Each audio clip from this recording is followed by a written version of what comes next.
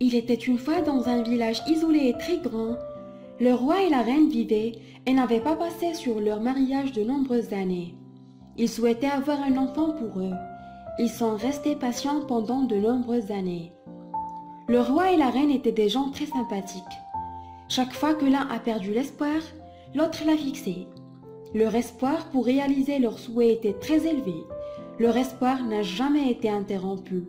Un jour, le roi apprit que la reine était enceinte et confirma les deux que le bébé était une fille. Ils ont vécu des moments de bonheur en attendant l'arrivée de leur belle-fille.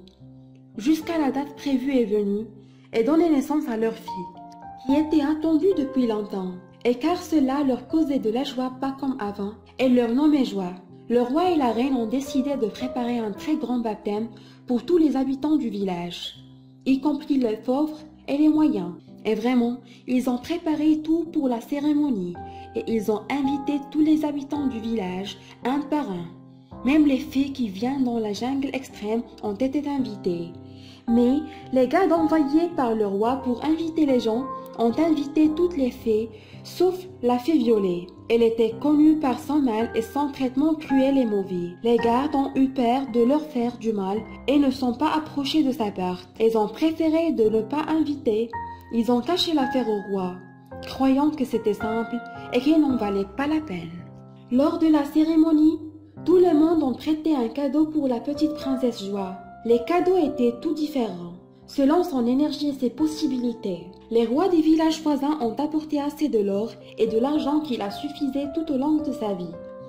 Les habitants du village du milieu ont fourni des vêtements de leur propre fabrication, des jouets à la main et des choses simples.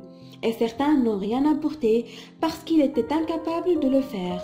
Et personne n'a été embarrassé par le roi, parce qu'il était trop gentil. Lors de la cérémonie, il était le temps pour les filles de donner des cadeaux pour la petite princesse.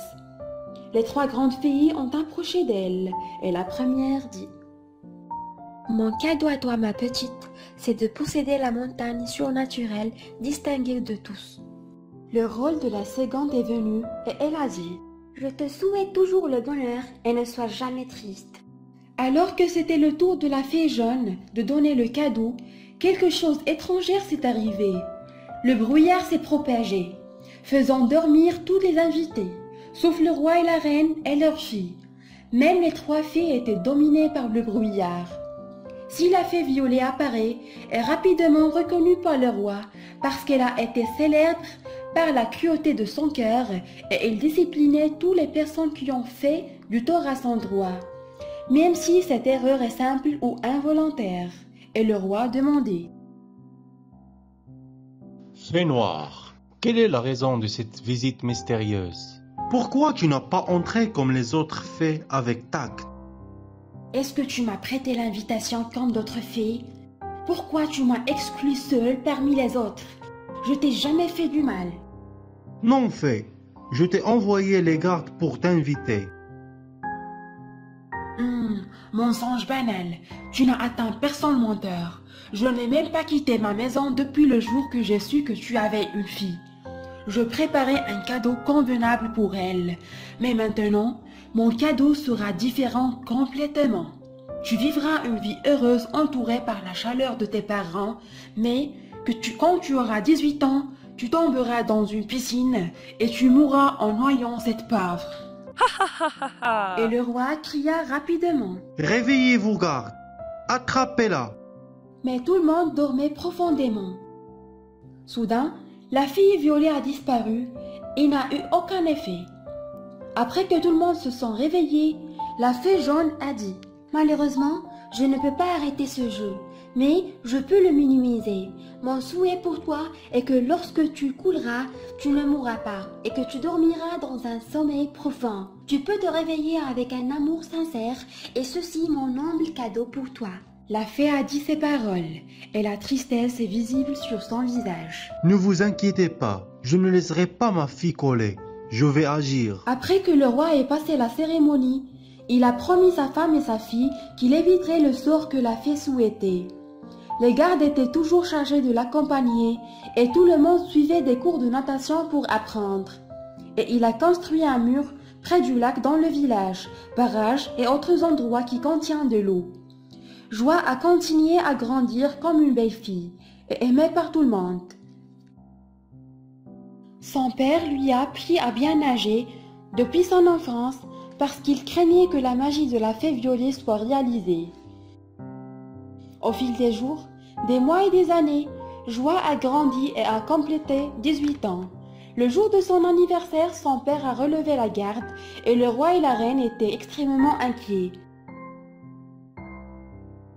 Ils ont organisé une cérémonie simple pour célébrer son 18e anniversaire.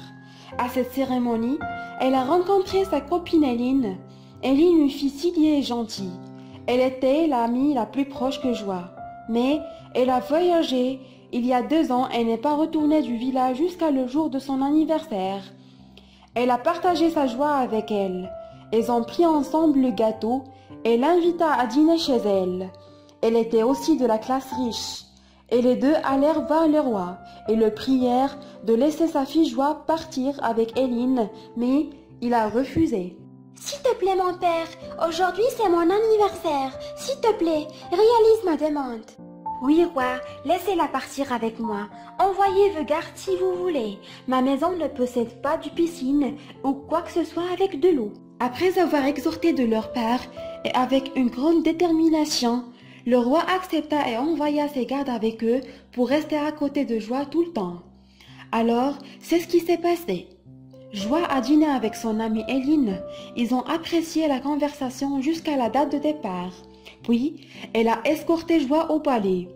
Alors qu'il revenait avec les gardes, Éline a été appelée par une vieille femme qui vivait à côté d'eux et vivait avec son pauvre mari. Éline s'approcha d'elle pour la saluer et Joie la suivit. La dame était trop gentille et leur demandait de l'attendre pour revenir avec de délicieuses tartes encore en préparation. Ils se réjouirent tous les deux et attendaient, mais la vieille femme était en retard dans sa cuisine en bas. Éline et Joie descendirent la chercher. « Madame, où es-tu ? » ?»« Je suis là, je m'excuse pour mon retard. La dernière tarte n'est pas encore cuite. » Joie se tenait devant la vieille femme et s'appuya sur un petit mur derrière elle. Mais ce n'était pas un mur, mais un puits profond, fermé et caché. Malgré les ordres du roi de fermer tous les étangs et les puits et de les réduire et de les garder, mais la vieille femme ne pouvait pas abandonner son petit puits. Elle n'avait pas d'endroit pour apporter de l'eau ou de l'argent pour l'acheter. Pendant que Joie se tenait sur le mur et Éline la taquinait avec ses mouvements familiers, elle la poussait légèrement vers le mur. Donc Joie tombait dans le puits et tomba. Malheureusement, la corde était cachée dans la paroi du puits. Quand elle est tombée, la corde s'est tordue sur les pieds. La vieille femme était choquée. Elle était vieille et ne savait pas nager. Mais Éline se précipita et sauta derrière Joie. Mais elle ne pouvait pas la sauver. Les deux filles ont continué à se battre là-bas et la vieille femme criait fort. Alors les gardes sont venus et les ont emmenés ensemble. Éline revint à sa conscience rapidement, mais Joie entra dans le coma. Dans la fée, Joie a parlé. Le roi et la reine étaient abasourdis par la nouvelle. Il était depuis si longtemps de protéger leur fille de ce danger, mais le roi croyait en son destin et fut compté. Et malgré la culpabilité commise par la vieille femme, qui était la cause de naufrage de sa fille, mais il ne l'a pas punie. Les mois passèrent, et Joie dormit dans un lit de soie et de verre, jusqu'à le jour où Paul, le fils de la vieille femme, vint, et qui étudiait dans le village voisin, capable de prêter sa mère et son père âgés. Quand sa mère lui a raconté l'histoire, il était triste du cas du Joie, et aime beaucoup sa bonté et la tolérance de son père. Alors, il a décidé de l'aider et de corriger la culpabilité de ses parents.